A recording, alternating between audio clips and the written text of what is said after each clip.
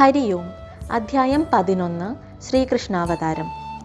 ബഹുലാശ്വനും നാരദനും തമ്മിലുള്ള സംഭാഷണം തുടരുന്നു. ശ്രീനാരദൻ പറഞ്ഞു: സർവേശ്വരനായ ശ്രീകൃഷ്ണ ഭഗവാൻ വസുദേവന്റെ ഹൃദയത്തിൽ പ്രവേശിച്ചു. വസുദേവൻ വളരെ തേജസ്സോടെ പ്രകാശിച്ചു. അനന്തരം ഭഗവാൻ ദേവകിയിൽ പ്രവേശിച്ചപ്പോൾ ദേവകി ലക്ഷ്മി ദേവിയെ പോലെ ശോഭിച്ചു. ദേവകിയുടെ പ്രസന്നത കണ്ട കംസൻ ഭയന്നു വിറച്ചുകൊണ്ട് പറഞ്ഞു, തൻ്റെ അന്തകൻ വന്നിരിക്കുന്നു എന്ന്. അവൻ ജനിച്ചയുടനെ ഞാൻ അവനെ കൊല്ലും. ഇങ്ങനെ പറഞ്ഞുകൊണ്ട് കംസൻ തൻ്റെ മുൻകാല ശത്രുവായ ഭഗവാൻ ഹരിയെ ഭയത്താൽ ഓർത്തു. അപ്പോൾ ബ്രഹ്മാവിനാൽ നയിക്കപ്പെട്ട ദേവന്മാരും മഹർഷിമാരും ദേവകിയുടെ ഉദരത്തിലുള്ള ഭഗവാന്റെ മുൻപിൽ വണങ്ങി നിരവധി പ്രാർത്ഥനകൾ നടത്തി. ശേഷം ഭഗവാൻ ഹരിയെ വണങ്ങി സ്തുതിച്ചുകൊണ്ട് ബ്രഹ്മാവിൻ്റെ നേതൃത്വത്തിലുള്ള ദേവന്മാർ മുനിമാരോടൊപ്പം സ്വന്തം വാസസ്ഥലങ്ങളിലേക്ക് പോയി.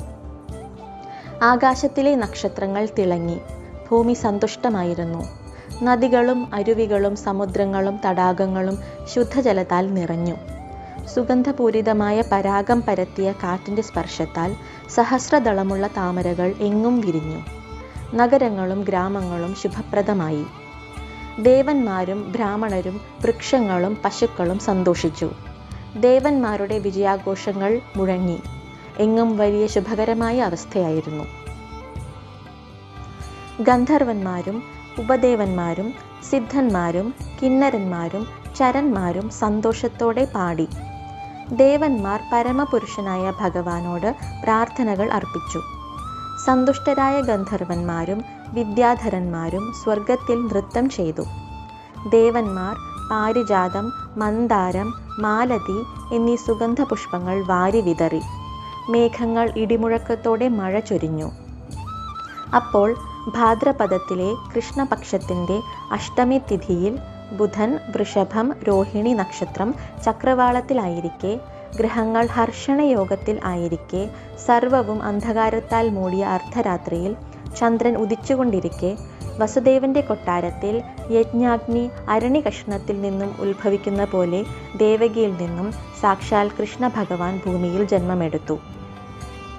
കഴുത്തിൽ അഴകേറിയ ഒരു മാല, വക്ഷസ്സിൽ കൗസ്തുഭരത്നം, കാലുകളിൽ ചിലങ്ക, ഭുജങ്ങളിൽ ആഭരണങ്ങൾ എന്നിവ കൊണ്ടും, ശിരസിൽ കിരീടം, കാതുകളിൽ കുണ്ഡലങ്ങൾ, കൈവളകൾ, അരഞ്ഞാണം, അരക്കെട്ടിൽ പീതാംബരം എന്നിവയാലും മേഘശ്യാമള വർണ്ണത്താലും ഭഗവാൻ അത്യധികം ശോഭിച്ചു. കോടിക്കണക്കിന് ദേവന്മാരെ അതിശയിപ്പിക്കുന്ന ആ ദേഹത്തിൻ്റെ ദിവ്യ തേജസ് അവിടുത്തെ അന്ധകാരത്തെ അകറ്റി.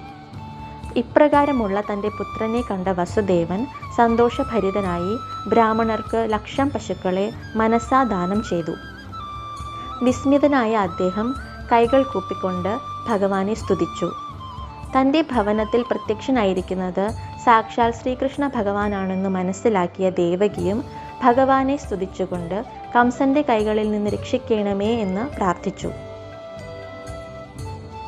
മാതാപിതാക്കളുടെ സ്തുതികൾ കേട്ട് സന്തുഷ്ടനായ ഭഗവാൻ ശ്രീകൃഷ്ണൻ പുഞ്ചിരിച്ചുകൊണ്ട് വസുദേവനോടും ദേവകിയോടും പറഞ്ഞു: മുൻ ജന്മത്തിൽ ദേവകി ഭർത്താവിനെ ദൈവത്തെ പോലെ ആരാധിച്ച പതിവ്രതയായ പൃശ്നിയും വസുദേവൻ സുതപസ്സുവുമായിരുന്നു.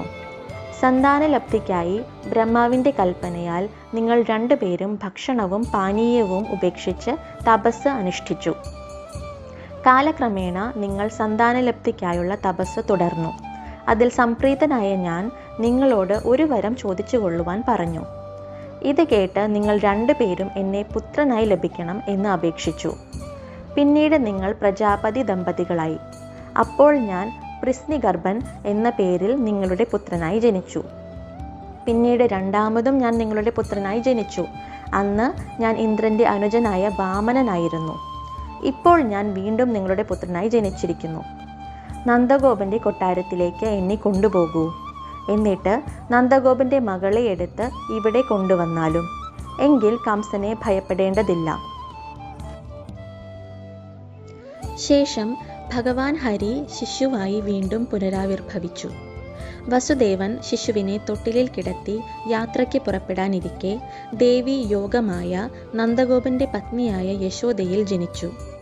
ദേവി യോഗമായ എല്ലാ കാവൽക്കാരെയും ഉറങ്ങാൻ വിധേയപ്പെടുത്തിയ ശേഷം ചങ്ങലകളെല്ലാം അഴിച്ച് എല്ലാ വാതിലുകളും തുറന്നു. അപ്പോൾ ശ്രീകൃഷ്ണനെ കൊണ്ട് വസുദേവൻ പുറപ്പെട്ടു. മേഘങ്ങൾ മഴ ചൊരിയുമ്പോൾ 1000 തലയുള്ള അനന്തശേഷൻ മഴയുടെ പ്രവാഹങ്ങളിൽ നിന്ന് വസുദേവനും കയ്യിലുള്ള ശിശുവിനും സംരക്ഷണം നൽകി. യമുനാ നദി വസുദേവന് പോകുവാൻ വേണ്ടി ഒരു പാത നൽകി. താൻ പ്രസവിച്ചത് ആണോ പെണ്ണോ എന്ന് അറിയാതെ ക്ഷീണിതയായ യശോദ കിടക്കയിൽ ഉറങ്ങുകയായിരുന്നു. വസുദേവൻ നന്ദഗോപന്റെ വീട്ടിൽ എത്തിച്ചേർന്ന ശേഷം ഭഗവാൻ ശ്രീകൃഷ്ണനെ യശോദയുടെ കട്ടിലിൽ കിടത്തി. അവിടെ എല്ലാവരും ഉറക്കത്തിലായിരുന്നതുകൊണ്ട് ശിശുവായ യോഗമായയെയും എടുത്ത് വസുദേവൻ അവിടെ നിന്നും തിരിച്ചു വന്നു. ദേവകിയുടെ അടുത്ത് കിടന്ന് കരയുന്ന ശിശുവിൻ്റെ കരച്ചിൽ കേട്ട് കാവൽക്കാർ ഉണർന്നു. അവർ വേഗം കംസനെ വിവരമറിയിക്കുവാൻ കൊട്ടാരത്തിലേക്ക് പോയി. ഈ വിവരമറിഞ്ഞ കംസൻ ഭയത്താൽ ആ ശിശുവിനെ കാണാൻ ഉടനെ തന്നെ ദേവകിയുടെ അടുത്തേക്ക് പോയി. ദേവകിയുടെ സമീപത്തേക്ക് ഓടി എത്തിയ കംസനോട് ദേവകി കേണപേക്ഷിച്ചുകൊണ്ട് പറഞ്ഞു, എൻ്റെ പുത്രന്മാർ എല്ലാവരും മരിച്ചു. ഈ മകളെ എനിക്ക് നൽകിക്കൂടെ? ജ്യേഷ്ഠ, ഒരു പെൺകുട്ടിയെ കൊല്ലുന്നത് താങ്കൾക്ക് ചേർന്നതല്ല. ഇത് കേട്ട കംസൻ കോപാകുലനായി. ശേഷം കംസൻ തൻ്റെ സഹോദരിയുടെ മകളെ അവളുടെ കാലുകളിൽ പിടിച്ച് ഒരു പാറക്കല്ലിലേക്ക് എറിഞ്ഞു. കംസന്റെ കയ്യിൽ നിന്ന് ആ പെൺകുട്ടി ആകാശത്തിലേക്ക് പറന്നു. പെട്ടെന്ന് ചാമരങ്ങളുള്ള ഒരു പ്രൗഢമായ രഥത്തിൽ ആ ശിശു ഒരു ദേവിയായി മാറി. ദിവ്യായുധങ്ങൾ ധരിച്ച് 8 കൈകളോടും ദിവ്യമായ തേജസ്സോടും കൂടിയ ആ ദേവി മേഘാഗംഭീരമായ സ്വരത്തിൽ ഇപ്രകാരം പറഞ്ഞു, ദുഷ്ടനായ കംസ, നിന്നെ വധിക്കാൻ ശ്രീകൃഷ്ണൻ ഒരിടത്ത് അവതരിച്ചു കഴിഞ്ഞു. ദീനയായ ദേവകിയെ വെറുതെ ദുഃഖിപ്പിക്കേണ്ട. ഇത്രയും അരുളി ചെയ്ത് ദേവി യോഗമായ വിന്ധ്യാപർവ്വതത്തിലേക്ക് പോയി. അവിടെ ദേവി അനേകം നാമങ്ങളിൽ പ്രശസ്തയായി വസിച്ചു. രാവിലെ തന്നെ കംസൻ പ്രലംബൻ മുതലായ അസുരന്മാരെ വിളിച്ച് യോഗമായ പറഞ്ഞ കാര്യം അവരെ ധരിപ്പിച്ചു. തൻ്റെ അന്തകൻ ഭൂമിയിൽ ജനിച്ചു കഴിഞ്ഞു എന്ന് മനസ്സിലാക്കിയ കംസൻ അവരോട് 10 ദിവസത്തിനുള്ളിൽ ജനിച്ച എല്ലാ ശിശുക്കളെയും വധിച്ചുകൊള്ളാൻ നിർദ്ദേശിച്ചു. പശുക്കളെയും ബ്രാഹ്മണരെയും പീഡിപ്പിക്കുവാനും കംസൻ ആജ്ഞ നൽകി. ഇവിടെ 1-ാം ഖണ്ഡത്തിലെ 11-ാം അധ്യായം സമാപിക്കുന്നു. ഹരി ഓം.